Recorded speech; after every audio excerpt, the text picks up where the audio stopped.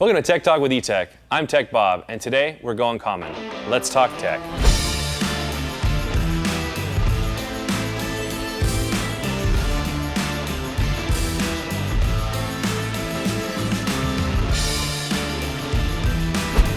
First one I have for you is referred to as long screw damage, which occurs when you put a screw into the wrong location on the board.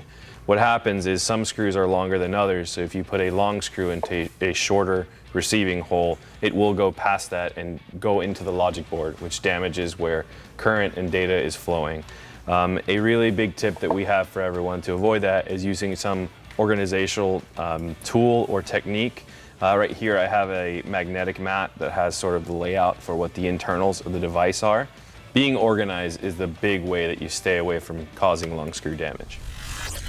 Next up, we have another common issue that we see in the repair industry, which is referred to as Touch ID or Face ID damage. This occurs when the original home button cable or Face ID cable on a device is damaged. The reason for the issue is that the parts are serialized with their respective logic boards. If you damage that part, replacing it renders the function of Face ID or Touch ID useless. It doesn't communicate with the device anymore.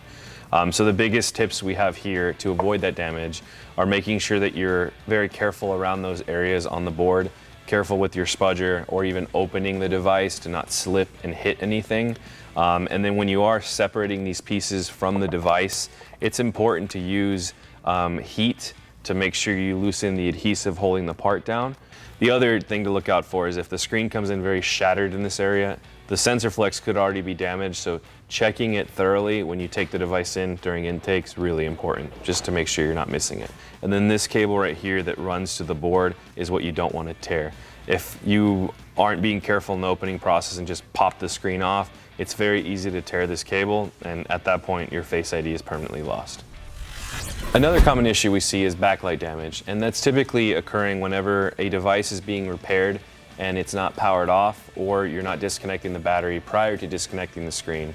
What happens is the instant change in the circuit, either when you're disconnecting the part or connecting the part, causes a sort of surge of power, which will blow things like backlight filters, backlight coils, capacitors, even ICs in some cases. So as you see here, this should be a solid white color, but there's shadowing here instead. This is, I would refer to as mild backlight damage. The more serious cases we see are where half the screen is shadowed, or where the phone power is on, and if you shine a flashlight on it, you can see an image, but there's no light present because the backlight circuit is damaged. And the only way to fix that is via a board level repair. We have to replace the components that were burnt out from that sudden power surge to get a screen to function again. So it's important to look out for that, especially with your own repairs, or if you take the device to another repair shop. It's important to know those things so you're not mistakenly taking a device thinking you can fix it and then end up not being able to because of underlying damage like this. Remember, if you want parts, tools, and knowledge, Tech Talk with Etech has got you covered. Tech Bob out.